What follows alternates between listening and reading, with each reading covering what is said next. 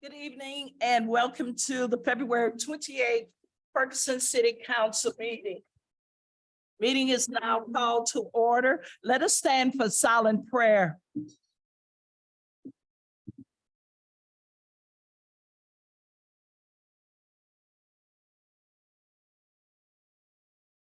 pledge allegiance to the flag. I pledge allegiance to the flag of the United States of America and to the republic for which it stands, one nation, under God, indivisible, with liberty and justice for all. At this time, Clerk Pittman, could you please call the roll? Here. Councilman Palmer. Here. Councilwoman Robinette. Councilwoman Lipka. Here. Councilwoman Nelson. Mayor Jones. Here. A quorum is present.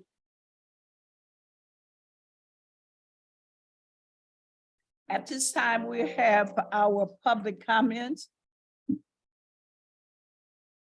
First, I have Jamil Franklin. Can say anything. Okay. I make a motion to amend the agenda under the new business.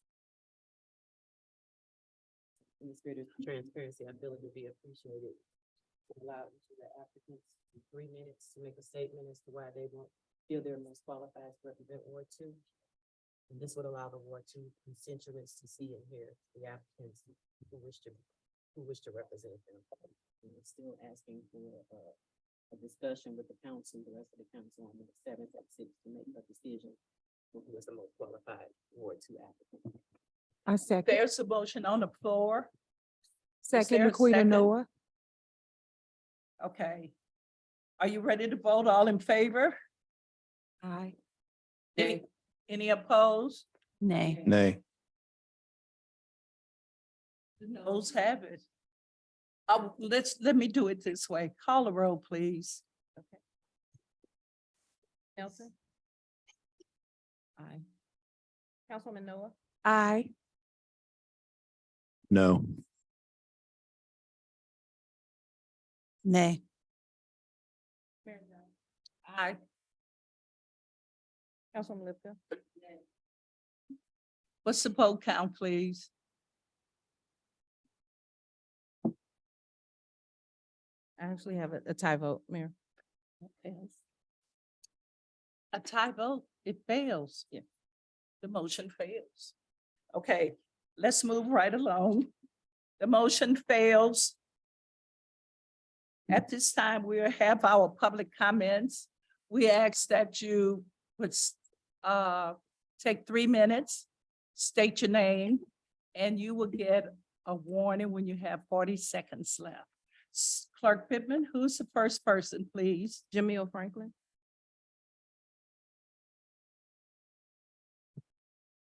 Good evening, Good evening. Franklin, and I'm actually one of the applicants to fill the vacant councilperson seat. I did receive an email from the city today to come out to the meeting and be heard and make a spiel. So since I have 3 minutes, I'll just give you, my credentials and why I felt like I'll be best suited to fill this position. I am born and raised in the city of St. Louis. I've lived in the city of Ferguson the last 7 years. Currently, I'm employed with St. Louis County government. I work for the health department as a waste district contract supervisor. I also, in the past, have done community organization in the West End neighborhood. I served as the chair for the West End Neighbors. So I have a background of organizing and working with various people from all walks of life. And I really am interested in serving in the city of Ferguson just because for me and my family, this is our forever home, our forever community. We're raising 3 daughters in this community, and we have issues in the community like everyone else, and we want to be a part of the solution and do our part. So I guess as you guys are considering who will replace, I believe Councilwoman Barrow, just consider my name in those discussions, and I'm willing to work. And also, I did speak to a couple of you over the weekend. Just know that if you've already got your mind made up on someone else, that's fine. I am willing to work and serve on any of the potential committees that you have in place that residents can assist with. So thank you. Thank you. Kelly Frazier.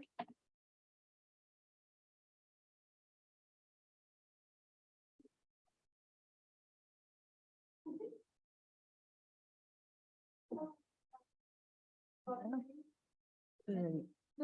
I'm here. My name is Kelly Frazier. I am a science teacher for 7 years. I'm here to express my interest in joining the Ferguson City Council. Having lived in Ferguson for a few years now, I am deeply invested in this future and the opportunities it presents. My husband and I have made our American dream a reality here. And I know that this is a value shared by many of our fellow residents. We all want to enjoy peaceful neighborhoods, ensure our voices are heard, and live without fear of crime. As a potential city council member, I am passionate about our city and its future. I believe that with hard work, dedication, and community support, we can progress in the right direction. That is why I'm so interested in joining your team and helping shape the future of Ferguson City. I understand the importance of servitude. Being a teacher is a thankless yet rewarding job. Our residents want a clean neighborhood, have their complaints heard, have excellent roads and a safe environment. In whatever position I am in, whether it's a teacher or a volunteer or future council member, I will always find ways to serve our community. Whether it's by helping out in an event through church functions or organizing cleanup day functions, answering phone calls and emails after hours of our residents, or sitting in on meetings to review and collaborate on budgetary opportunities. I would love to join forces with you and your team to ensure our community is cared for and our residents are happy. Thank you for listening today. Thank you. Thank you. Blake Ashby.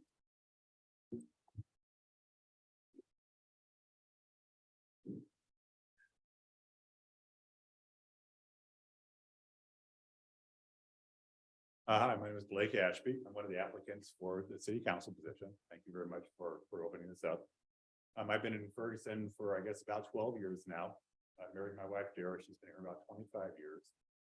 We really weren't all that active until Michael Brown's death. And when that happened, that was kind of an eye-opener for us and as with a lot of other people. And so we actually jumped into that activity. We joined the Neighborhood Policing Steering Committee. I was on the executive committee for a while. My wife organized a number of events throughout Ferguson. Really what we're trying to do is give the Ferguson community, Ferguson residents, a chance to interact with the police department, a chance to have an impact on the consent decree, and really do whatever we could to move our city forward. And if you think about Michael Brown, it was a good thing for our country. It started the conversation that our country needed to have, and we are a better country for that. But it was also a giant decree for a tiny city. And so it feels like we've reached a point where we're kind of spinning our wheels on the consent decree and lots of stuff is happening, but we aren't actually moving toward a conclusion. And we need to embrace the spirit of the consent decree, embrace the transparency, embrace open policing, but find a way to do that satisfies the Department of Justice. And frankly, we also need to look at those few parts of the consent decree that we're not going to be able to. So I care about our city. I love our city. Everywhere we go, we meet people that love Ferguson, that love the residents, that love the architecture, that love the shops.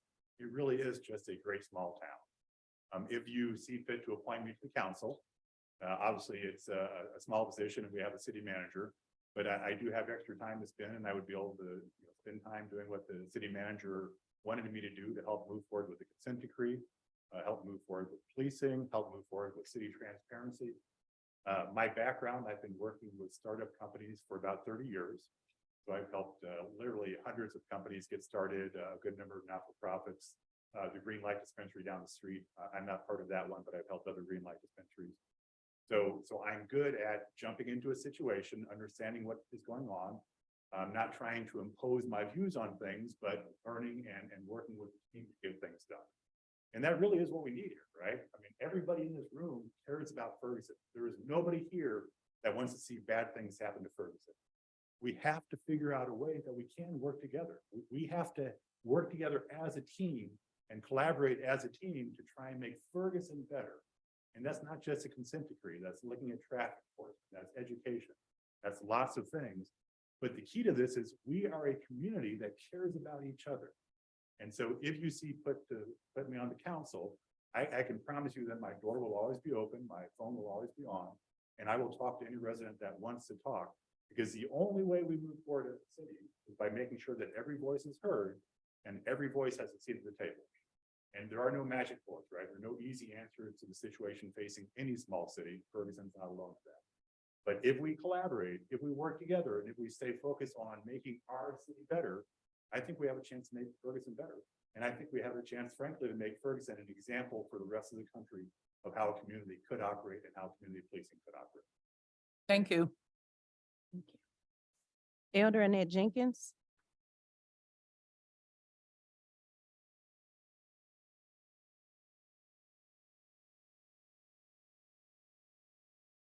Good afternoon. Good evening. After all that stuff, I would like to go on record as saying how messy Ferguson is. It has been before the Mike Brown. Once again, we look at the same things that was happening before 2014.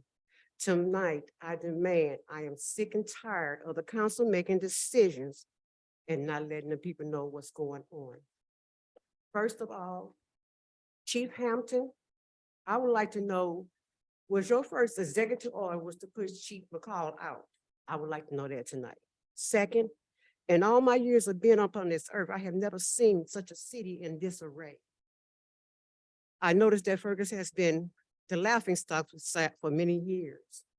I hear and I see that certain amount of people of this community feel that if they cannot control Ferguson, they will destroy it. When the Mike Brown murder came about, also I heard that by tearing it down and taking the resources out of Ferguson would be the first story, but that backfired. Now, I'm looking at the NPSC. AC has bought a policy before you all called conflict of interest. And it was said to stay in our lane. And I want to know, how could you say that when the DOJ, when the judge told you all to work with us? Second, the consent decree to me is like a double-edged sword. You do, you don't, you don't, you do. You damn either way you go. How can you say that since 2015, we have had 5 chiefs or 6 chiefs, not counting the many times that you all did not want Chief McCall to become our chief. The council to me is such a disgrace because as I look around and people call me telling me what happened, I live right here and I don't even know what's going on. How many people are going to have to resign? How many people are going to be pushed out? Because you all sit up there making decisions for us that we don't know nothing about. And you too about it. We came to you and asked you about the conflict of interest. And you said it was not illegal, but it was immoral. To me, that's a double-edged sword because you can tell somebody something's not legal, but it's immoral and they still do it.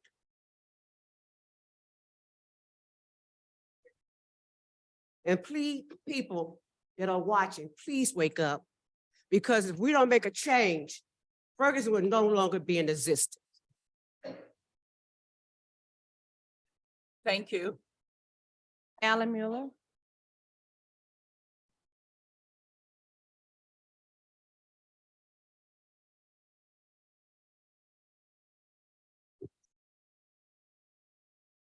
Good evening, Council, Mayor. Good evening. Yesterday, I sent my public comments to you early in the day, long before submitting them to Ferguson Questions. Please recognize that I did this to be helpful. I wanted to make sure that I opened a topic for discussion while giving you plenty of time to determine your response. I'm not going to repeat my comments about Bill 7241 here, and hope Ms. Pittman includes them in the meeting minutes. I don't normally exchange private emails or even phone calls with members of council. I believe transparency is essential. By speaking publicly, you all are simultaneously aware of my opinions, and I hope we can together join in a discussion of their merits. Bill 7241 speaks to the core of the issues of transparency and dialogue. There is a huge difference between actions made because something is defined as legal, the true ethics of those actions, and the public perception of those actions. My main motivation for the comments that I sent to you is to try to sidestep the inevitable distrust within our community that passing that bill will generate. Councilor Robinette asked how I would deal with members of our community who voiced dissatisfaction and anger. Avoiding the kinds of triggering actions stemming from Bill 7241 is a start. Effective government strives to develop trust, compassion, stability, and hope. These qualities all transcend the letter of the law. Transparency and fostering participation allow our government and community to be seen as allies. Hopefully, transparency and participation allow us to see each other as virtuous. We are not a megalopolis, we are neighbors. We need to love one another as neighbors. This is the essence of our city's motto, community focused together. Whether we agree or disagree on certain topics is secondary. With loving kindness, compassion, sympathetic joy, and equanimity, we can strive forward to develop consensus. The fate of our community is far more important than our personal little victories. Whatever role I play after this evening, I hope my actions can help engage our neighbors to find common ground and work together. I hope my actions can help make an asset of our diversity and build a more equitable, inclusive community.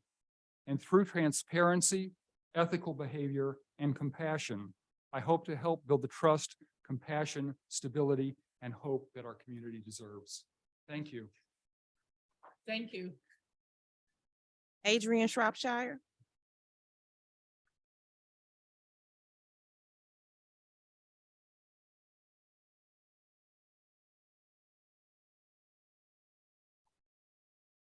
Hello, council. Hello, citizens. I have great concerns about our direction with our city and the flow chart. I just want to pick up on some things that were said about how many police chiefs we've had. I coughed twice. Moss, Anderson, Armstrong, and McCall. That unstayed. We've had two city planners cut out. We've had two HR people gone since 2015. Code enforcement, gone. Public Works, fired.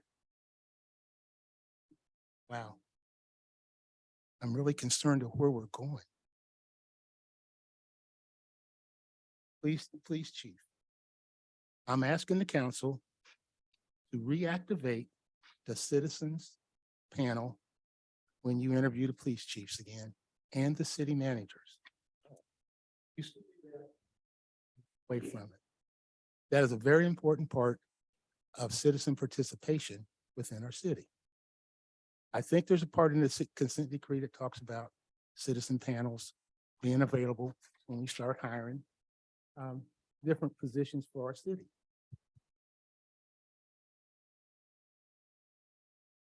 FYI, those are my kids. I have 13 to 15 kids every Friday. Nobody cares to help us. This is a big task. I go, Aaron, Harris, and we pick the kids up on Friday. We pick 15 kids up. And we bring them back here to the to our youth room downstairs. Nobody helps us. Aaron has wrote letters to Eric when he was here. He said he wrote another letter. We tried to get some funding from the ARPA funds, and we were turned down. We put a lot of, I've been working with these 15 kids for the last 2.5 years. And it really hurts me not to see any support from the city at all. And if our rep can't make it, I understand. Life, things happen, but I've been with FYI now for 18 years. 40 seconds, Mr. Shropshire. And it's a great reward to be with youth and to see them go to college and to see them come out of high school and to see them have jobs. We run a job readiness program. We'll be having that next month. I'm just asking for some help to try to get some funding so we can have transportation to get our kids from the innovation school. We don't have any help from the school. And the only person we do have help, we've had a couple times from Dave from the recreation department, but there's always not bus drivers available. And these kids mean a lot to me. I just want to make sure that we can get good help from the city, some kind of support that would compensate us, going and picking them up, or just work with us some way, come in and talk to them, because government, city government, they're our future. And I think we should start inviting them to the city council meeting or just coming and talking to them. Our kids are very intelligent, but every one of them has some individual issues that I think everybody on this panel could help them with. Thank you. Thank you. Erica Brooks.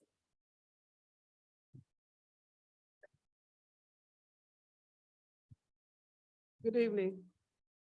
My name is Erica Brooks. For all you don't know, I've been up here before several times in our community, wanting to be a voice to connect our people. And so I've been a resident here for 11 years.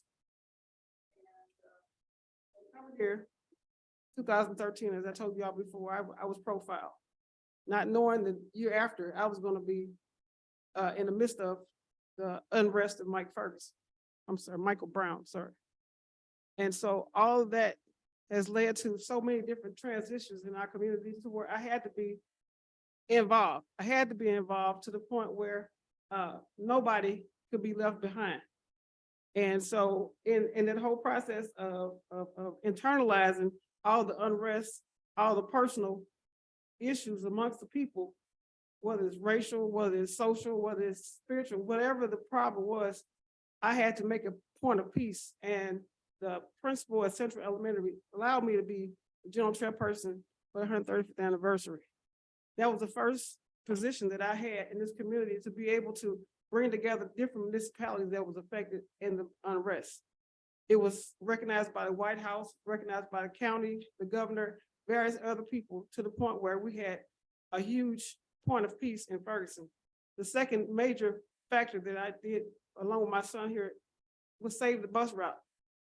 And I look at that because a lot of the underserved, elderly, low income, everybody in this community was going to be affected, to the point where, yes, our city knew about the removal of our bus service. Yes, Metro knew about it, but it took our city, the community, to come together and retain our bus service. We had to have a voice, and our son and I was spearheads to make sure that we retained that bus service, and we did in 19. I was also a candidate as city council for this very seat that's vacant right now, because we didn't have a voice then, and we don't have a voice now. That the former councilwoman and also our current councilwoman, Heather Robinette, I've asked them several times about different issues that are in our community right now. The infrastructure on our streets, the resurfacing on our streets, the ARPA funds. I've asked several times, what were the major points of interest that you all had to say that it represents us, like our lighting, derelict houses, it was then rampant dogs in the neighborhood, but that I've been chased off at bus stops, waiting for my son's bus to come. Different things that we needed that are essential. And so in order to be a part of the solution, I found myself, once again, I thank God for this opportunity to be standing here, however the results may come. Just know I understand in 2021, 193 people in this community voted for me to be able to make a change in the community out of 328. 40 seconds. That wasn't a game to where it was just a haphazard situation. People saw then that we needed change. People see now that we need change. And as you can see, I'm willing to get in the neighborhood. I did a petition also to put our streets on the community development block grant because we need it. We need it, you know, and I'm willing to walk the walk and not just talk the talk. And so I need you all to understand that I'm the person that I've always been in this community, not need a title to do it. I can stand in that position and have that title and also be able to be the official voice in our award 2 as a city councilwoman. And I would appreciate it if you all would allow me to be that voice. Thank you very much for the opportunity. Thank you. Nick Cassow.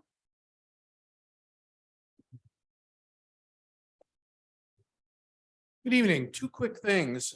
First of all, in our last council meeting, there were people who came to this podium and used it for making political speeches. And I would ask that we not do that.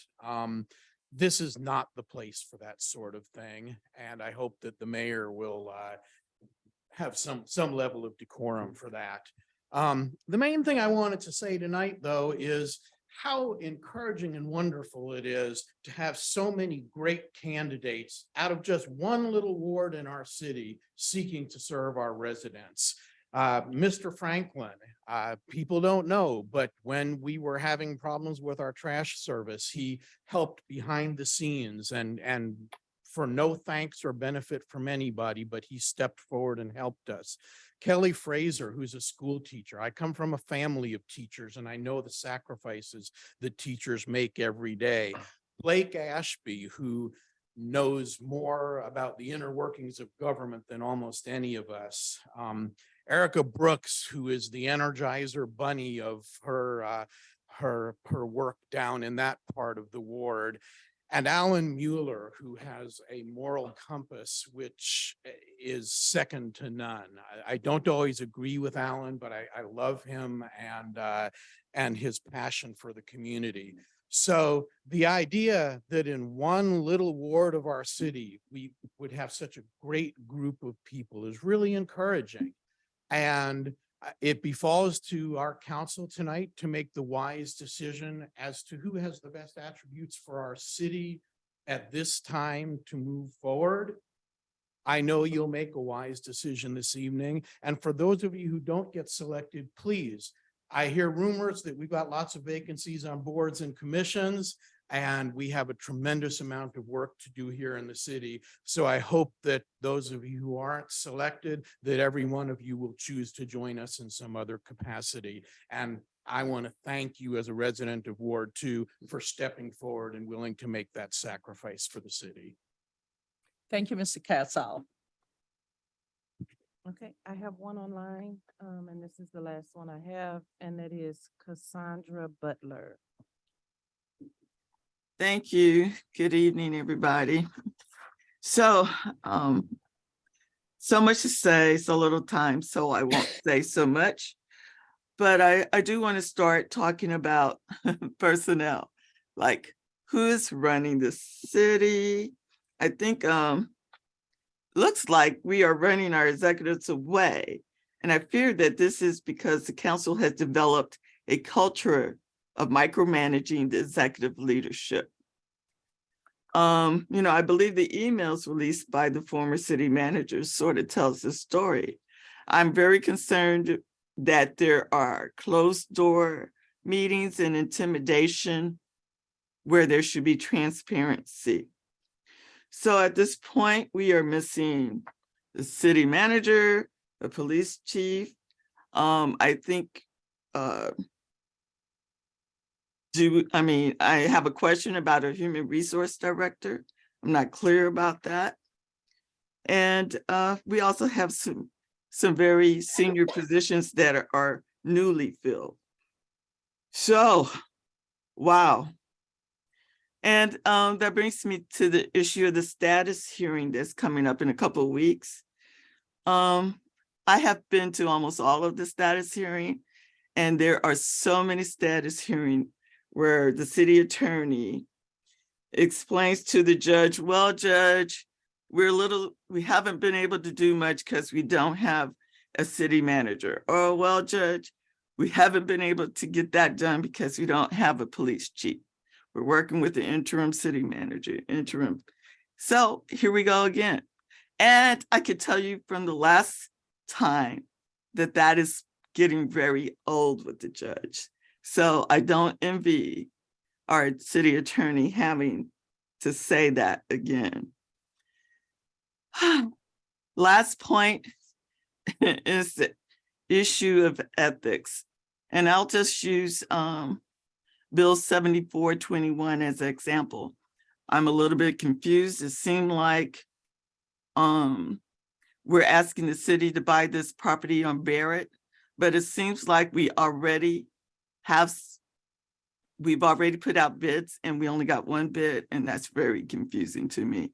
How we could have a person already bid for a property we don't own yet. So I hope I misunderstood that. And if you do pass Bill 7421, I hope that you make this property available, open for anybody to bid on it. And again, I think that this is particularly important because the ethics of the council is questioned, and you've made it even bigger question when you said, we don't need no, you pretty much said, we don't need no stinking ethics, our own ethics bill. We'll just fall back on the states. So we need to know when you buy property for $30 that it's not a council member, at the very least, that is purchasing that property from the city. And Time is up. okay.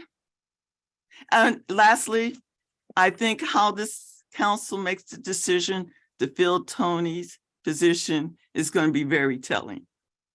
Thank you. Thank you. Okay. Public comments now closed. We move to the next item on the agenda, which is the manager's report. Interim City Manager Hampton. Mayor, Council, it's a pleasure being here tonight. Dave Musgrave and Evan Trump speak on their departments. And we'll start with Corey Gilbert. He is our Public Works Director.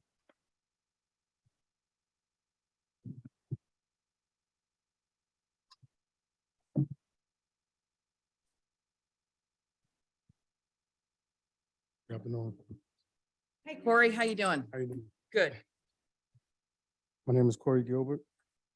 As I became the Director of Public Works, I've been working on a few things that have fallen through the cracks, such as CDBG funding, street projects, STP projects. As of now, Flosson Road at Carson, 43 Spring, 903 R line, 6155 Emerald. Those repairs are now in place. They're happening right now. Street projects that's up and coming. Bay project is scheduled this spring, summer 2023. We're just waiting on a date for MoDOT start date. Lane correction at Brotherton and Florissant Road is scheduled to be addressed tomorrow morning, 10 a.m. Roberts projects scheduled to be for 2025. We're in the process of selecting a consultant for that project right now. In good standards. 465,900 that is in place right now. And we're working on the application to get additional funding. Another 465,900 upfront, which we can get more street projects done.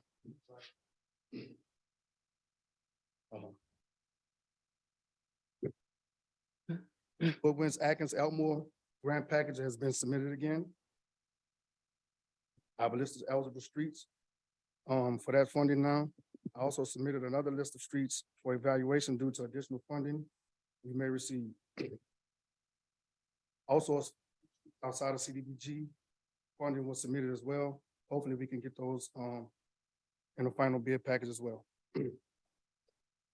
I've been in touch with MSD Engineer I have a meeting with it, the engineer on Friday the 3rd about the standing water at church.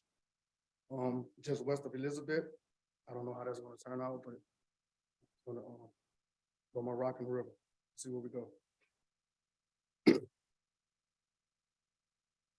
We're hoping to be fully staffed in public works by the summertime. We'll be bringing park mowing back in-house, addressing the problems in the city that have been neglected due to lack of staffing. Tree issues, city-owned lots, street slabs, trash, etc. Few things I'm looking to improve in public works. The morale of the garage, reprogramming the way public works thinks when it comes to their job duties, being more proactive out in the community that we serve. Also getting the arborists in place so we can address some of those tree issues. I'm also assigned over code enforcement as of now. Loosening Davis, myself and Dave will be sending out an RFQ out for bid. Myself and Ms. Shirley will be working on box building, code enforcement to get studying done to prepare them for the ICC certification test. They have 6 months to complete that. Early core towing is still in place, inspection, whole work, sewer lateral, permits and all those things still taking place. In code enforcement, we're gonna be fair, but we're gonna be firm. This process will not happen overnight. I'm working diligently to make the necessary changes to get public works back on track, the proper staffing. I don't have all the answers, but I want to, and I'm willing to figure things out. I don't want to continue putting out fires. I want to fix the problem long term. And I think we're turning in the right direction with proper staffing. I know that we can get a lot more accomplished in the city of Ferguson.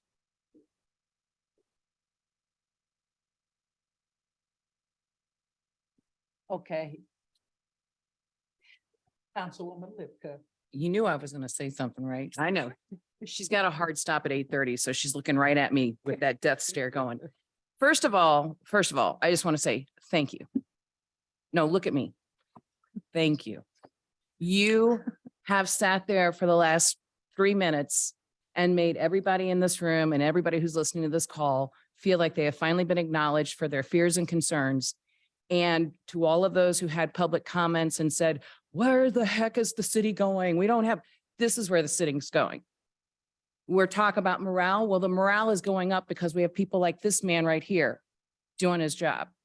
So I just want to say, keep doing what you're doing. I'd really, if you don't mind, if you could type that out. I know it's asking a lot, but could you type that out and send that to us as city council? Because some of the things that you've discussed tonight affect different parts of our wards. So I would like to be able to go directly to your notes and be able to answer citizens' questions when they do call me tomorrow and say, hey, what did he say? So I'd really appreciate that. And I appreciate just the sincerity of your work and your ethic of work. I do believe that you are going to be the beginning of the morale change. You know, I think you already are. And I also think that the full staff that you're going to have under your leadership and your you being able to handpick them will improve our city tenfold.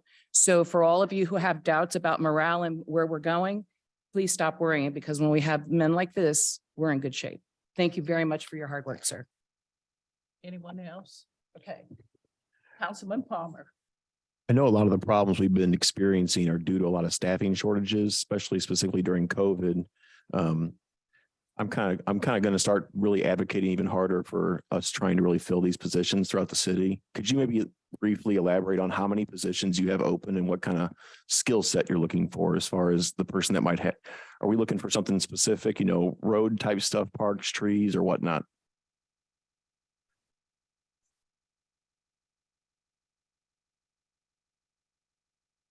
We got 4 positions available right now. I would like to have concrete finisher in place. That doesn't happen, you can always train them.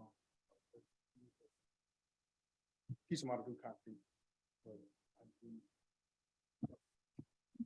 So the essentials to get going are a driver's license, and then the city will train them for a CDL, correct? Okay, thank you. One last question I'm sorry, go ahead. Councilwoman Noor. Okay. Hey, Corey. So you said that fully staffed, what's the fully staffed number? Fully staffed number would be maybe 15 guys. That'll be fully staffed. And right, Started working here, we had 16 guys. A lot of work done, so I know what can be done for the staff. how many do we have right now? And now we're at 10. Okay, I know you're doing your best. I'm like Councilwoman Lipka. I appreciate you stepping up and, being consistent and committed to the community. So thank you. Thank you. Just going back to one more thing. Councilwoman Lipka. Thank you very much, Mayor. You had mentioned an arborist. So is that going to be something that you're going to be looking for as a volunteer or like an outside person? Or are you? So right now we have one that's training and studying to be one in-house. His name is Scott McDowell. Okay. And then the other thing I was going to ask, it's come to my attention too, that you're doing really great work or you're going after a lot of grants. So I do have knowledge of people in the community that write grants. Do you need some assistance there? Because I can direct them to you if you want some assistance. No, I think we'll be fine. Okay, perfect. Anyone else? I would just like to say thank you for resubmitting the application for Atmore, Woodwind, and Elkin. Yep. That has been a trouble area. And in 2021, we got together and did the street counting. But we didn't know what happened after that. So thank you for resubmitting that application. Appreciate it. The citizens thank you even more than us.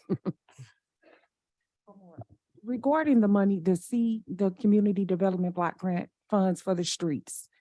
And you stated that there's money available. There's, what did you say, 400? For money Additional. that we're submitting an application for now. How are we going to determine which streets receive repair? Right now, I have a list of streets that's eligible, and I just submitted another list of streets to be evaluated to see if they're available. That CDBG umbrella. Can we receive a copy of that? too, It's Lori? by census block It's like- in the underserved area. Right, That's which what the is CDBG is Ward for. 3 falls in all of it. Not only in Ward I 3 know, now. But I know it's not only Ward 3, but I'm speaking for Ward 3, so I'm Not just. only gonna just pick streets in one area. No, I know. I'm just asking if we know what streets we're looking at repairing, because people ask and I just, I would have to wait to see what streets are available and, okay. once they consultant do his evaluation. Okay, thank Councilwoman you. Nelson. I just wanted Corey to make sure that we all get a list of those streets when you see what's eligible for those streets. Councilman Palmer. One helpful document that I think circulates is we have a rating system for all of our streets. You could make that known. I don't think it's proprietary information. They get rated a 1 through 10, correct? Right. And generally, if it's CDBG eligible and it's a poor rating, usually those kind of take priority sometimes. So I think there's a list that floats around. Maybe just make that known or public to the council or even the community. Thank you. City manager. Yeah, with talking to Corey, trying to reorganize what we need to do at the Public Works Department. We know we have a slab buster, and that's one of the things, like if we don't get to a street that is on CBDG, if we see a problem spot, if we potentially, this is what we want to train people to be a concrete finisher or anything else in the city, like working with the arborist, that we can get those trees down, that we can get maybe a slab or two done in-house. That's going to save us a lot of money so we can get some more streets done. And Corey's wanting to go that route and we're going to support him. Thank you. Thank you, Corey. Thank you, Corey. You can bring that slab Great buster over to my report from neighborhood. Public Works. Yes, thank you. Great report. Our next person will be Dave Musgrave from Parks and Rec for his update. Good evening, Mayor. Good evening, City Council. Evening. Kind of as we're going into summer, what's going on and what we have coming up. First and foremost, we have summer camp registrations going to open on Monday, March 6th, at 6:30 a.m. So if you've got kiddos, grandkids, that kind of stuff, make sure you mark that date on your calendar. We have our March Madness event on March 18th. It's going to start at Forestwood and Langroy's Park at 9:30 a.m. We'll have lunch provided at Forestwood Park at 11:30. We'll move on to Dayton Robert Superior after that at 12:30. We're gonna have other parks mulched beforehand by city staff. If you want to sign up, you want more information, we have a website dedicated to it. It's just volunteer.fergrec.com. So volunteer.fergrec.com. We've got the electronic recycle event with Ferguson Municipal Library on March 25th, 9 a.m. to noon. Park as well. We got a grant from St. Louis County for $26,000. So basically, that's gonna help us recycle up to 3 negative value items per resident in St. Louis County. So it doesn't have to be Ferguson residents, it can be anybody in St. Louis County. It's 3 negative value items. And I realize that's confusing, so there's a website. You go to recycle.fergrec.com, all the information is there. What it boils down to is if it's a large screen TV, tube television, that kind of stuff that's considered negative value, it usually costs you money to get rid of it. So you can bring 3 of those items and it's free. All the recyclables that aren't a negative value item, we'll take those without any fee as well. So What, restate the details of that day and everything? yeah, so it's March 25th, 9 a.m. to noon, Forestwood Park in partnership with the Ferguson Library. And the website is recycle.fergrec.com. And we can take up to 3 negative value items per resident, St. Louis County. So it's not just Ferguson residents, they can be just St. Louis County residents because the grant was funded through St. Louis County Public Health. So, make sense? Next one, we have Ember's Dog Egg Hunt. We're partnering with the Ferguson Fire Department on that one. It's gonna be April 1st, 10 a.m. down at Wayside Park Unleashed. All donations, it's a free event, but we're accepting donations. They're all gonna go to the Saint Animal Pet Adoption Agency. So we're asking people to donate and then we can. What is the event? That's Ember's Dog Egg Hunt. So it's an Easter egg hunt for dogs. I didn't catch that part. Amber. And that's April 1st, 10 a.m. at Wayside Park, our dog park. Annual Bunny Brunch is going to be held on April 8th, 10 a.m. at the Ferguson Community Center. It's an egg hunt for kids 13 and under, brunch, special activities and more. For more information, you just get our normal website, fergrec.com. We are hiring for a ton of seasonal positions right now. They're all out on the website. So if you know anybody 15 years older looking for summer work, we can hire them seasonally. They can get up to 40 hours a week. If they're 15, they can work concession stands. It's going to be a lifeguard. We'll train them. We have work at the pool for the front desk, community center. We're always hiring there. Just jobs.fergrec.com, applications there. They can fill it out. We're kind of going from there. Wanted to update you on a few grants we have right now. The Forestwood Park grant. So we applied for the grant for municipal parks. We got the grant for Forestwood. It's replacing the pavilion at the rear of that park, replacing the other 4 tennis courts, and then also putting a digital sign out of the road. The pavilion will be delivered on March the 7th, I believe. So we'll start that install hopefully in the next 30 days. You've drove by the tennis courts are torn apart right now. They're hoping to pour concrete in the next week, weather depending. So those should in theory be done in the next 2 to 3 weeks. And then the digital sign, we've got to get some electrical work done, but then that'll be going up hopefully in the next month to 45 days, depending on. So we're moving along on that project. The West Florissant Community Park, where the old quarter car wash was, we just finished 80% to plan 3 weeks ago before I left for conference. We'll be 100% to plan in the next 2 weeks. Hopefully it'll be out to bid. There'll be 2 separate bid items. One will be the removal of the 42-inch sewer pipe that runs under that property. We're getting reimbursed from MSD on that. So that'll have to go out to bid to pick a contractor to do that work. And then we'll have a second RFP for the actual construction phase, which will be building the pavilion, putting in the restrooms, the walking trail, parking lot, all that stuff. So there'll be 2 bid items that hopefully go up mid to late April, realistically, hoping to be able to do construction this summer on that part. Last one is the Great River Greenways Maylene project.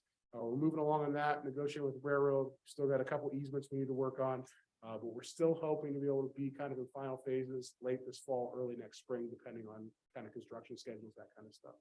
So that's my general update. More than happy to answer questions if you have them. Councilwoman Noah. Hi, Dave. I have 2 questions. Are we going to have a paper shredding event this year like last year? Yeah, it's going to be with our senior resource fair.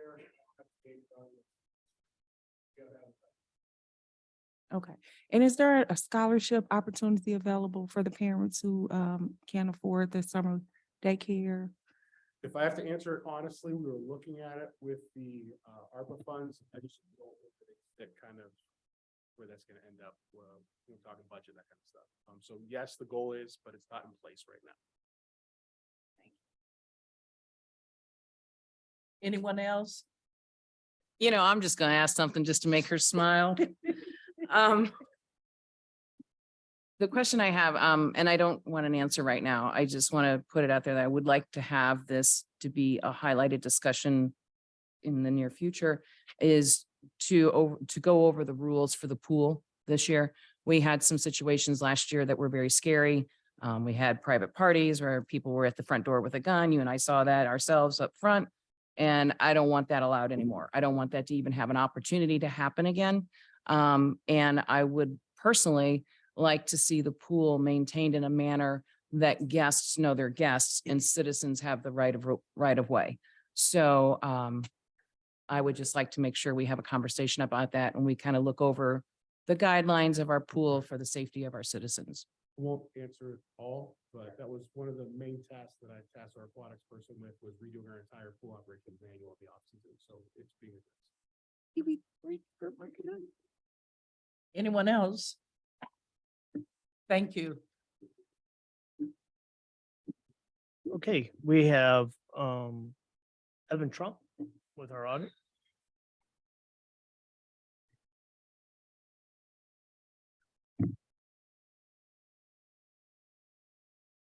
Good evening, Madam Mayor, Good members of evening. City Council. This gets easier and easier more times I come up here, so. Mr. Zabel, Andrew Zabel, who's our lead team with Clifton Larson Allen, unfortunately could not be here this evening to give a quick update. But he's rest assured that the audit is still being conducted. I know last time we had said that they would need it through the end of this month. However, some things have come up that additional work is needed to be done to get completed. Certain tasks that we have found that were not done during early parts of fiscal year 22, as I've discovered. Most of that is because there was lack of oversight with not having a finance director during that time. So, however, we are getting caught up with those tasks, and audit is still being conducted and should be completed very, very soon, and is assured that it is going well as of right now. So, continue update on finance department. On top of that, we continue to find corrections that are needing to be made with journal entries, budget items, and processes that need to be streamlined and brought up to date with current technology available, continue training for staff, and especially newer staff that we have had since with the retirement of Diane Huber and Diane Jones that have been with us for a very long time.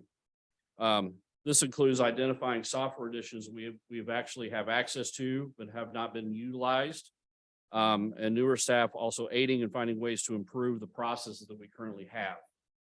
They have been a great asset in identifying areas where we can improve and streamline the process within the finance department.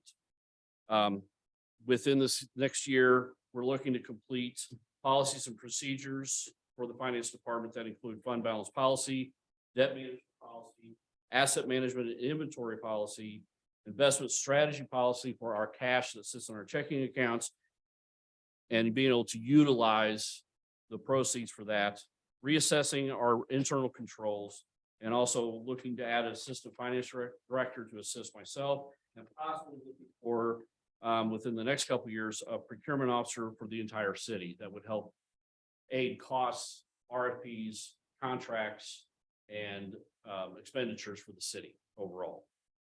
We're also adding a transparency piece to add more public reporting to our website for not only for city council, but for all the members of our citizens within Ferguson. Overall, I do have confidence in the finance department staff, even though they are fairly new, but they are dedicated and determined to improve processes within our department. They continue to find ways to run our city most efficiently financially that still benefits our citizens. I'm looking forward to working with each of you in the upcoming months for our fiscal year 24 budget. And you should be seeing a work session calendar from me very, very soon. I would say within the next week or two. And I'll be glad to answer any questions at this time.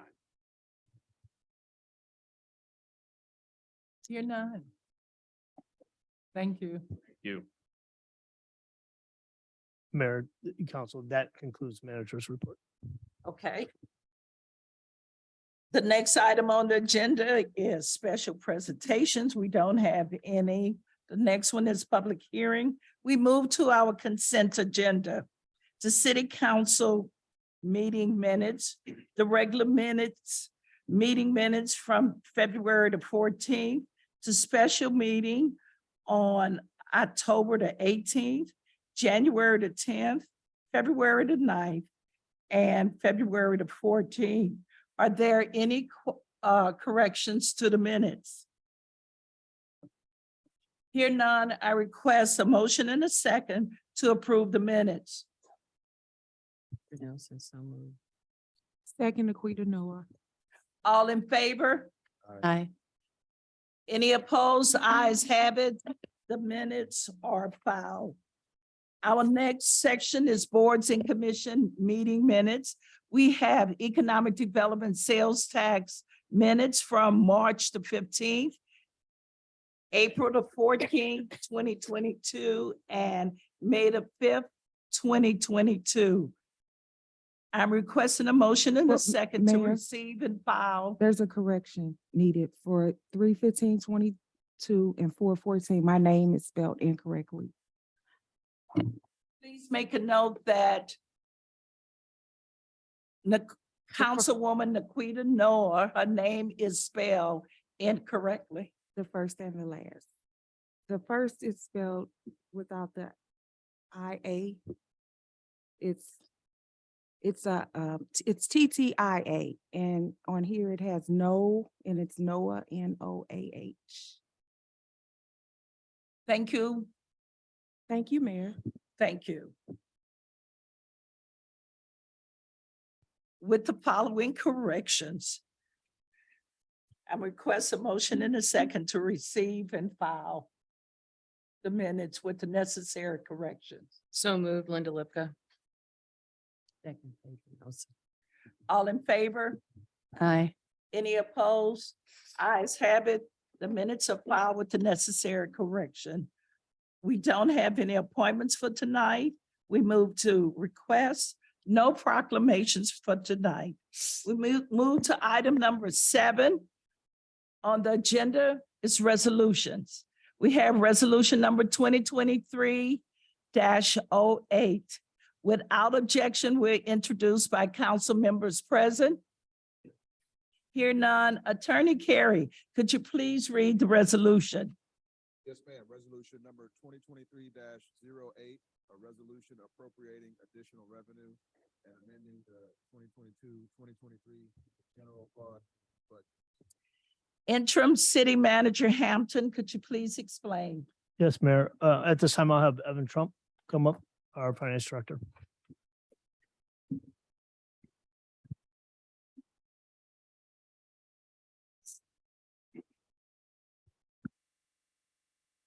Madam Mayor, members of City Council. This resolution obviously is for our budget adjustment request. We're requesting for the remainder of this fiscal year.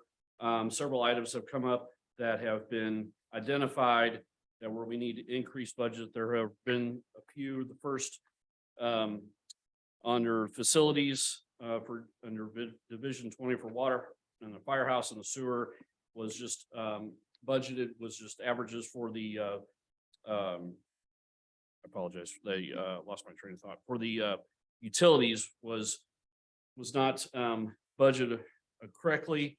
And in fact, in talking with Fire Chief Hampton, or our interim city manager, we do also plan to investigate to make sure there isn't any a water leakage at that building, because the costs were just a little bit higher than normal. So just to do our due diligence. In my department, for the finance department, overtime wages, this was due to, we did have an employee at the time, that was hourly, from my understanding, they switched her to salary, or I'm sorry, she was salary and they switched her to hourly, I apologize.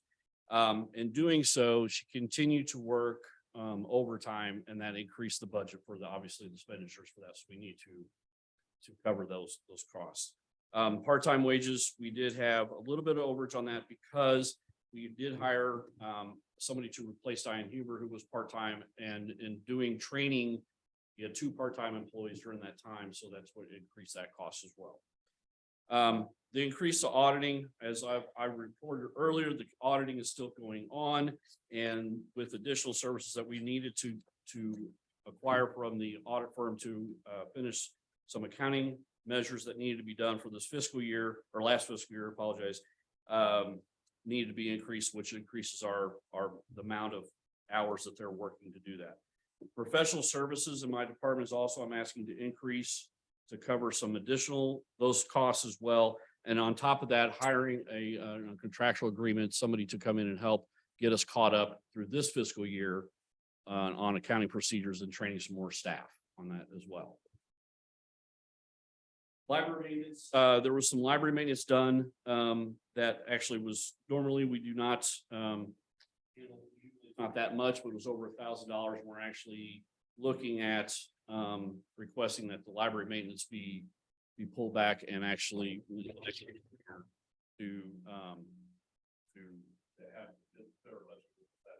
have also continued on with street maintenance, the electric, and was again a utility that was the averages were a little higher. So that was a little we're hoping that this next year that we'll budget that a little closer to that. Code enforcement, there were some issues with code enforcement. There are several line items you can see that were budgeted that when the budget was presented, there was one line item that was budgeted well above most other line items, and that was nuisance abatement was budgeted $150,000. A lot of other items were budgeted very minimal. So in looking at the budget for this year and also finding that in the city wide budget, miscellaneous budget was budgeted for over $1.1 million, which I'm not quite sure why it was budgeted for that, but that's a lot for miscellaneous budget. That's not something that I would do because miscellaneous just that could lead to a lot of different questions and red flags. So we're asking to move money out of that budget line to cover the expenses for code enforcement that we're over. Parks maintenance, we're asking for increase, but there was some building maintenance, additional building maintenance on the community center building. And then also same going back to electric for the garage at January Wabash Park. And also including the water account needs to be increased as well, another utility. Those are the different resolutions. I'm glad to answer any questions and for any of those that I just went over. Councilwoman. So that comes to a total of $115,900 that we're pulling. So where do we stand? I mean, once we do this, I mean, are we pulling out of reserves? No, we're not pulling out of reserve. We still have money and funds available to be able to do this. And we also have ARPA funds that we have not touched to cover any overages. And because the way the ARPA funds allow us to dictate, we can use that money to cover any overages and expenses without having a single audit completed. So. All right, not to get too deep into the ARPA, but if we're using some of the ARPA funds, and I tend to hear, well, we can use some ARPA funds. We can use some ARPA funds, but I don't hear an actual number of where we are in the ARPA, how much we've used of it, how much we have left, how much we still have available to do the things we promised our citizens we were going to do. Because if we're just looking at it as like an extra savings account, I'm concerned, I would like to have some. When I looked at the ARPA funds, when John took over as interim city manager, when we looked at it, we still have $4 million sitting in ARPA funds sitting in the account. Okay, have we addressed any of the issues that we've talked about yet for our citizens with the ARPA funds? Not that I'm aware of, no, because Okay. nothing's been requested of me for that, as far as Okay. invoices or money to be transferred out of that. I can answer a little bit. Thank you. Also, when Eric left, we really did not have a direction of and that's something that we have to figure out our direction where we're going to go. And I'm not saying anything, but we didn't have any direction on what we were going to do with that. And that's something that I know the residents had voiced up that we needed to, and that's something that we will take care of. And so did we. We asked all the time what Yeah. And money was spent on what projects. Yep. Wanted detailed information. That was constantly asked. And I think my fellow councilwoman here, she's asked for it many times and never Many. never saw it. So, and this is nothing against you, sir. I'm not coming down on you at all, and I'm not coming down on you, Chief Hampton. We understand. But I would say that, you know, you're giving us these numbers, you're telling me where these funds are gonna, you know, come from. And it just leads me to the next question that I think as a council, that can report back to our citizens. I would like to ask our council, I don't know how we want to do it as a group, but I would say, I think we do need to have that conversation.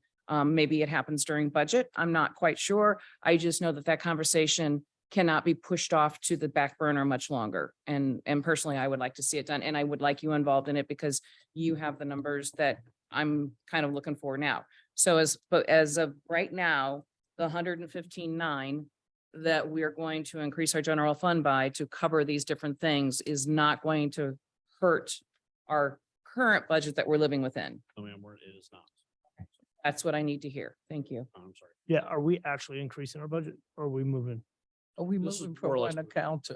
So So basically, we're not increasing. So we're not increasing. That's important to know. Thank you. correct. Yes. Okay. So I apologize if I didn't make that. Yeah, and this is something that me and Evan talked about when I first became interim city manager, is because we knew Eric did the budget and I wanted to have a fresh set of eyes on it because we do need to make these amendments. And just like the ARPA funds, we did, like I said, we did not have direction. We were not in charge of the ARPA funds. We are now, and we want to make sure they're spent correctly. Thank you. Thank you. Councilwoman Noor. Well, so because there was a total of $4 million received from the ARPA funding, right? Okay, and some of that money has been allocated. I know for a fact that we had a presentation, Eric provided a presentation, and like FNIP has been allocated $250,000. He did mention something to me and I asked for details on that information from him and I never received any of that. So I am in the dark on that. So for clarity, does that mean that the FNIP program, the exterior home grant, matching grant is voided now? No, that's not what I'm saying at all. So it is still going on. Go ahead, John. Yeah, so what Evan's saying is, I don't believe we have all the information. And that's something we need to look at. We just don't have the information that it was never given. Is there, disseminated down. is there any reason why you cannot allow the finance director and the interim city manager to get together, look at that ARPA fund and then come back to us as a whole? Yes, ma'am. We can Okay, do that. Absolutely. okay, Yes. thank you. You're welcome. Okay. Any other questions? Okay, thank you. I'm requesting a motion in a second for approval of resolution number 2023-08. So moved, Heather Robinette.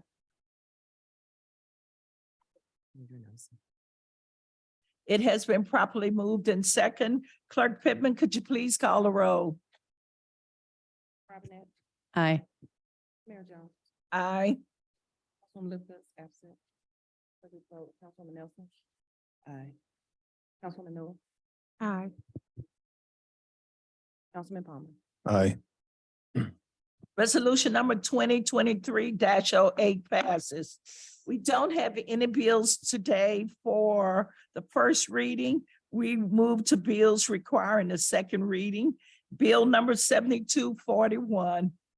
I'm requesting a motion in a second to read the bill a second time and place it upon its passage. So moved, Heather Robinette. Second, Linda Lipka.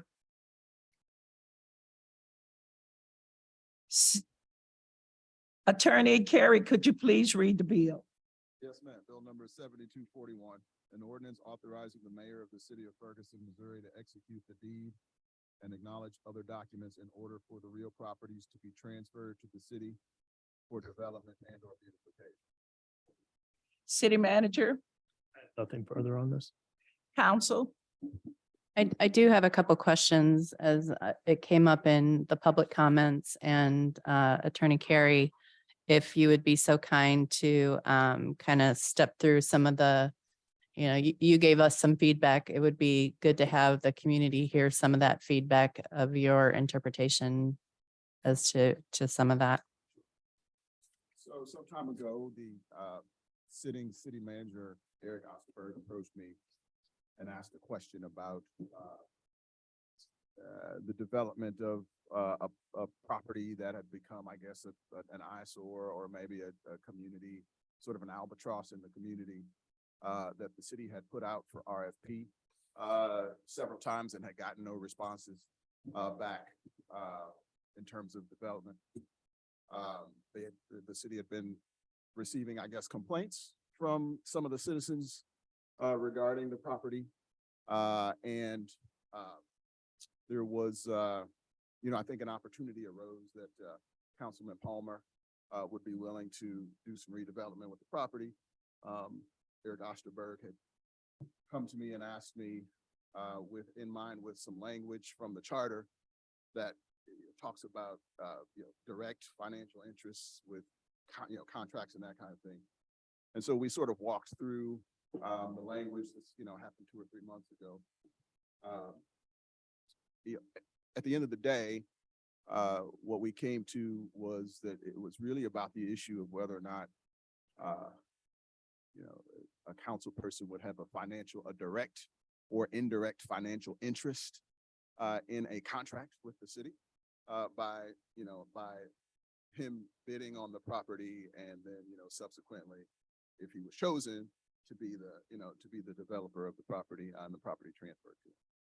So at the time, the city manager's position was, he didn't believe that there was a financial interest in the property that the council person would have a financial interest in the property for several different reasons. One, he said that, we're not giving any incentives. There'll be no breaks, there'll be no tax abatement. There'll be no, we won't provide any financial assistance.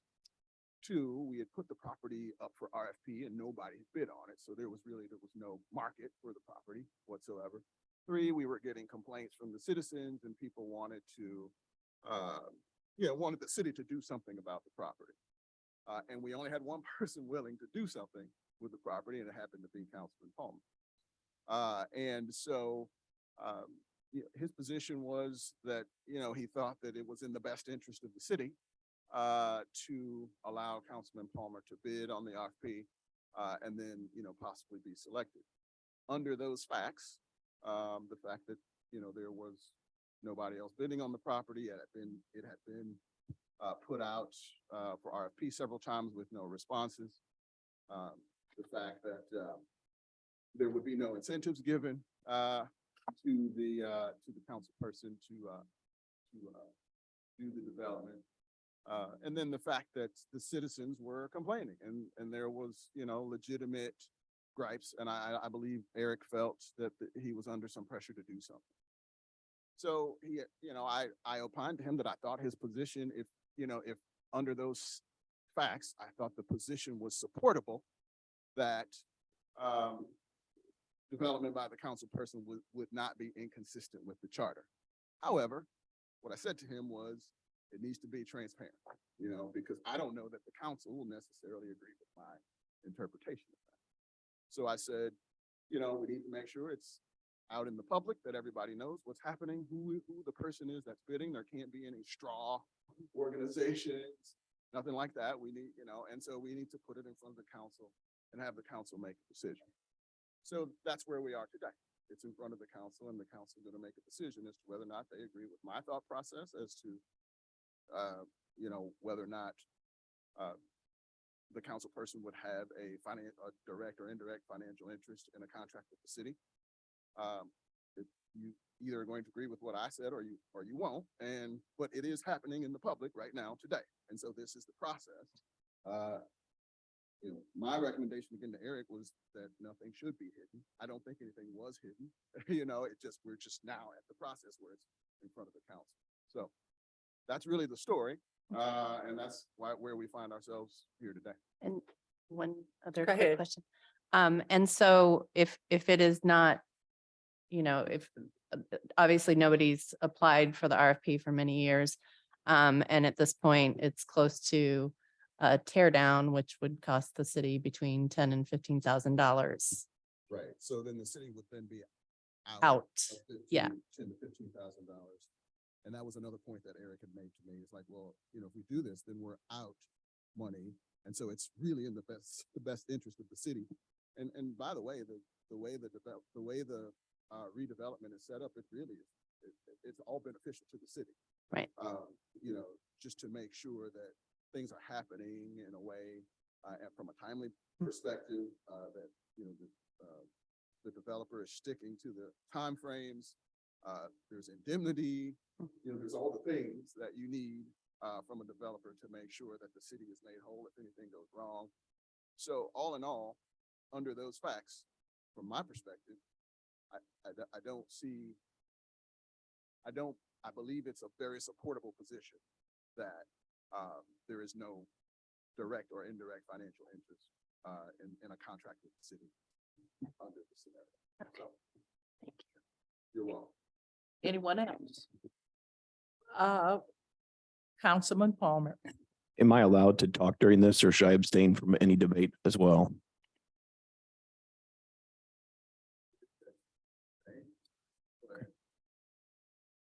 Okay, there was another fact in your email response about transferring title also, and it was spelling out in the charter that the council person was forbidden from transferring title to the city. Yeah. So the other piece of the charter language that we looked at was, it said that, you know, that an officer or an employee of the city was forbidden to transfer property to the city. But it didn't say the Other way. necessarily. So what you're left with is, when you have the opposite situation, the issue is whether or not there is a direct or indirect financial interest in a contract with the city, right? Because any situation where you had an employee or an officer of the city who wanted to sell services to the city, or sell property to the city, or sell supplies to the city, is completely forbidden in the language. But in this situation, it's the opposite, right? The city is trying to transfer property to someone To do to something. help it with beautification efforts. So that was, you're right, that was another fact. Okay. Councilwoman Noah. I just would like to say that I definitely support the beautification efforts of this city. I just want to encourage Councilman Palmer, you know, let's have the same effort with all of the properties. 837 South Florissant.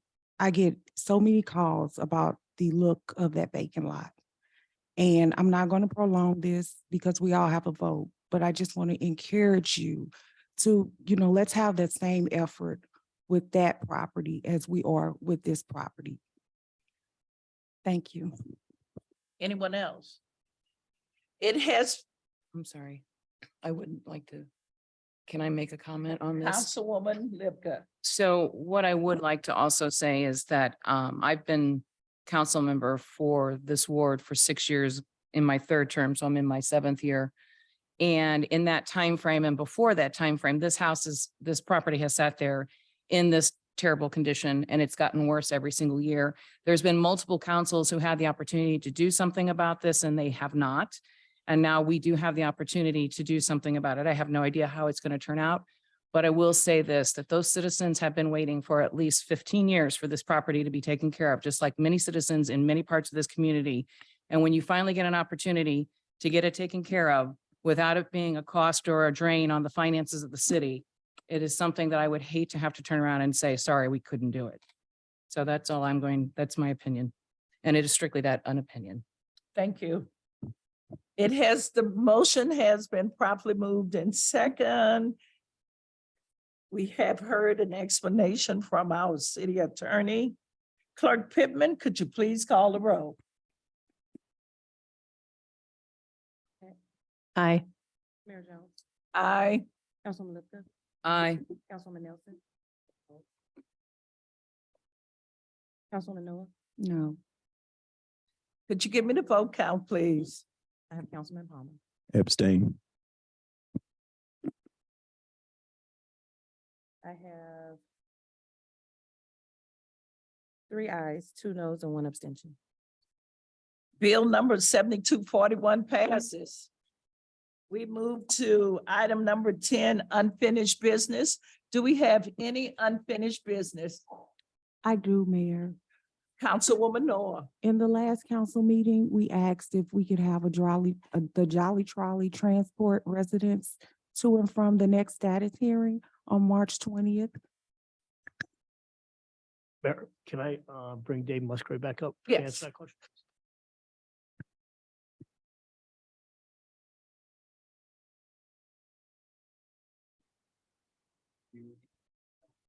I've been working with Octavia behind the scenes. We have a driver that we can use for that. We just need to figure out, I believe, drop-off points and what that's gonna look like as far as logistics. So short answer.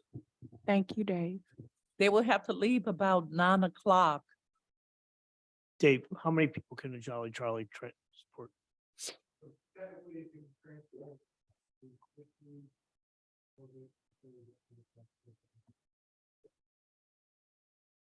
So should they contact Octavia or just come to City Hall to sign up, or what do you want me to inform them? First, I think the easiest is to drop off. Whether it's City Hall, Community Center, whatever council and Octavia thinks best. We have a trolley there at a set time. I can transport them over, transport them back. It's just kind of depending on what we think. Dave, just talking to Octavia here, I think we should do some sort of RSVP. And then that way, if we are limited to those people that, maybe you can put something out, then those 15 or whatever number can then be the ones that go. My staff loves setting up websites. We can do that. But I will say, I have a bit of a concern there because I do think that Councilwoman Noah is trying to create an opportunity for people who don't normally get to go to these types of things to be able to go and participate. So if we set up a website, which I appreciate it, that's great. But there's a lot of senior citizens, there's a lot of people that would not have access to that. So, and we've come to this point many, many times. So my question to you is, how do you get the word out to your seniors? Like you've got the senior event getting ready to come up. How do you get the word out to them? Because maybe those are some utilized ways we could do for this. Well, that's our current trolley transportation. They call the front desk. We have a separate sign up sheet. They sign up and it's just first come, first served. When it's full, it's full. So we could do the same thing. We put out the number to the seniors, put it on the website everywhere else. Hey, you got to call this number. We've got a separate registration form. Once it's full, sorry, we are at capacity. I would prefer that just because I think that's more open-ended for everyone. And we could still hit social media. You everything could else still, that we yeah. normally do. But that way we can reach the senior population directly. Okay. Councilman Palmer. On this matter, I'm of the opinion too, if there is an interest beyond 15 people, we should reallocate funds and get some sort of a bus on our own as well to get the additional people down there. A deadline for, right. So if there's some way to set some sort of a deadline for sign up and then, the seats are not guaranteed, if that makes sense.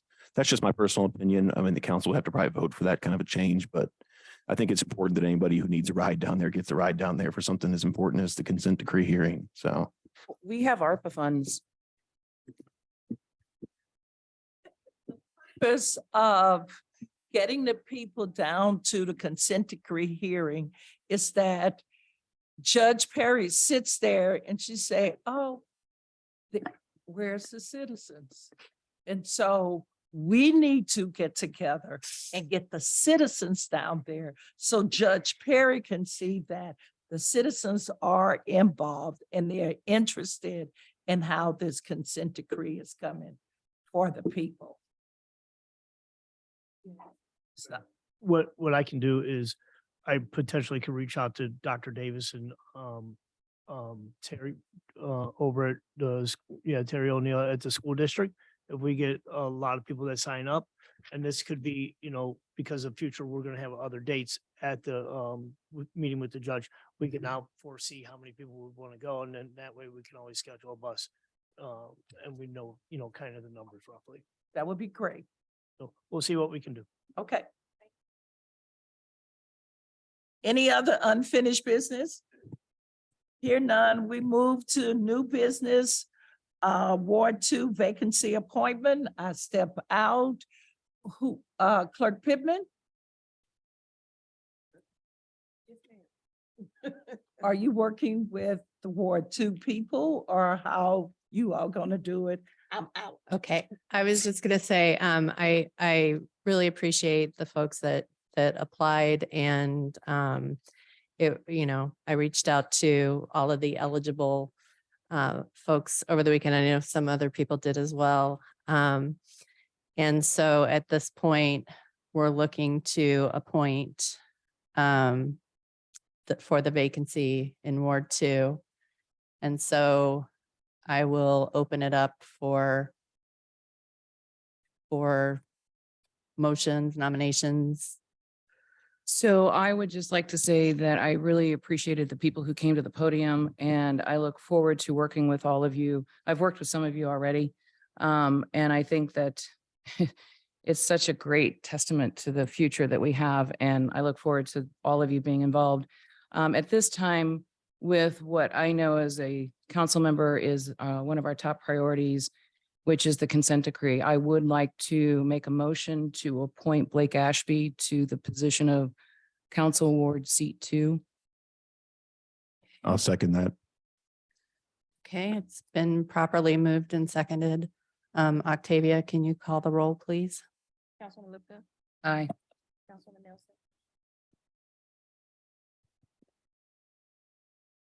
I nominate Kevin Frazier. are you voting no? Yes, ma'am. Councilwoman Noah, Nay. Councilman Palmer, Aye. Councilwoman Robinette. Aye. So what is the vote? The vote is 3 aye and 2 no. So Blake Ashby will be appointed. Thank you. Mayor. Back to you. Thank you. We move to the next session of the agenda, miscellaneous. Councilwoman Noah. Thank you, Mayor. So everyone, just a quick reminder about the Ward 3 Neighborhood Association meetings. So North Hills meets every third Saturday via Zoom. South Central Ferguson Neighborhood meeting every fourth Thursday via Zoom. Southwest every fourth Monday via Zoom. In Forestwood, which we meet with Ward 1 and Ward 3 at Emmaus Bible Chapel 900 Highmont at Harnett. And I just want to say thank you to all of the residents that continue to voice their concern regarding the upkeep of their neighborhoods. They are asking me how I can work with the council and the city manager and the mayor to have some of the overgrowth trimmed on the vacant lots. If we can have, if we can be proactive this year and how we can work together. Again, they continue to call and I listen. Many senior homeowners have called as well. They want to know how they can get help with their home repairs. Seniors are asking for assistance that doesn't require a fund match because they are on fixed incomes and they need help. Thank you, and everyone be safe. Thank you, Councilwoman Noah. Councilman Palmer. I just want to encourage residents to look at our available boards and commissions positions. I know we say this all the time, but those truly are very important positions we have got to get filled. Also the employment, the city's website under HR, there is a ton of jobs right now. So, the city's got a great fully funded pension we just heard about last meeting at 103%, vesting after 8 years. Health insurance, the city pays a large portion of for your policy and your dependents. There are advantages to working to the city. I was grateful to see the presentation by our department heads on all the different things they're working on within their departments. It's good to see those departments working well or working towards progress. I'm excited to see that the interim city manager Hampton is working to try to fill the other positions of department heads because it really starts at the top. Accountability starts at the top. If we can fill those positions with qualified individuals that have Ferguson in their best interest, they can surround themselves with people and build that morale within the community where it's a fun place to work, not a place where you despise going to work every day. So I encourage everybody to look at those open positions, both serving, non-paid and paid, and see if there's anything you're interested in, your neighbors, anybody who lives within the city of Ferguson who's tax current is welcome and encouraged to apply. Thank you. Thank you, Councilman Palmer. Councilwoman Robinette. Yes, I would like to also, the manager's report was very, very well done, and it was good to hear from Corey and David and and Evan.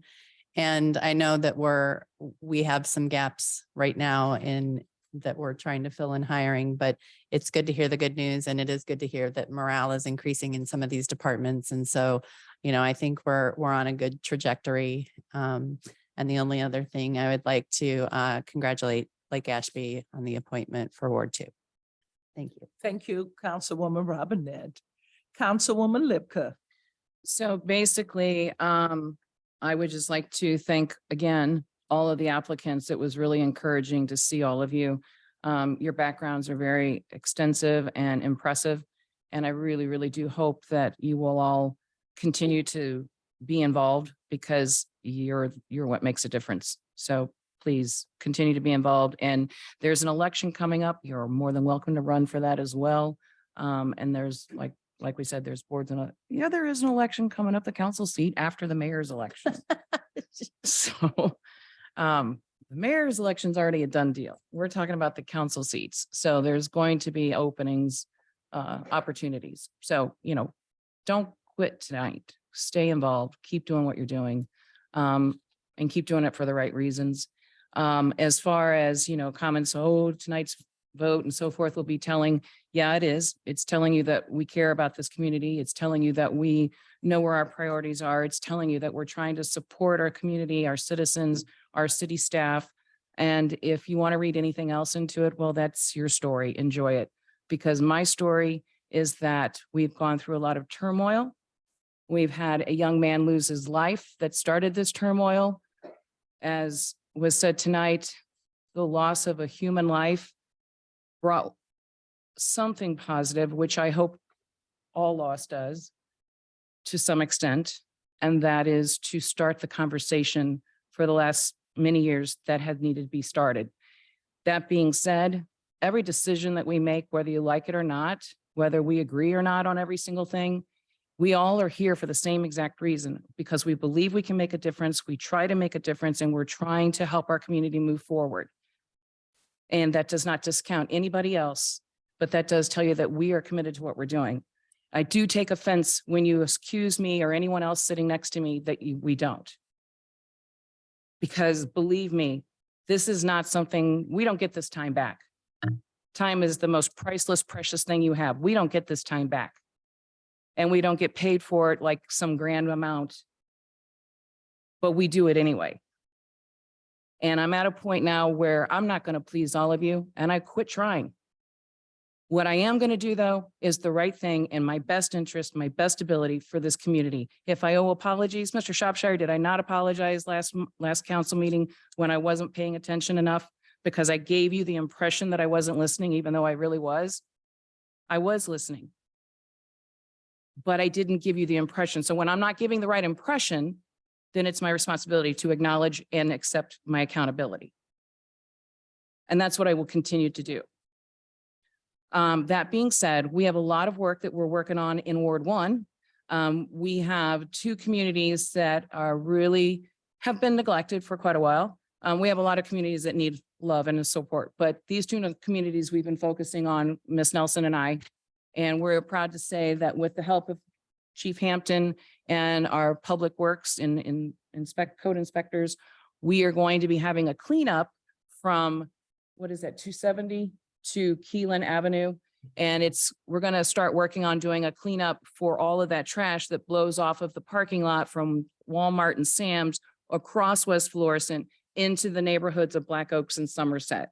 If you have not driven over there, please do. It is sad. It's beyond sad. It is not acceptable. And now that we've had the opportunity to have this conversation with Chief Hampton, and he went over there and drove it and saw it with his own eyes, and he agreed with us. So March 11th, which is a Saturday, from 9 a.m. to noon, there will be a cleanup. All volunteers are welcome. You will be loved on, hugged on, and thanked. And the Lions Club will be providing lunch afterwards. So this is where you get to put your money where your mouth is. If you want to see change in Ferguson, please come and help us and be part of it. I'm done. Thank you. Thank you, Councilwoman Lipka. Councilwoman Nelson. I just wanted to thank all the applicants that applied for Ward 2. Thank them for applying and caring about your city and also caring about your ward.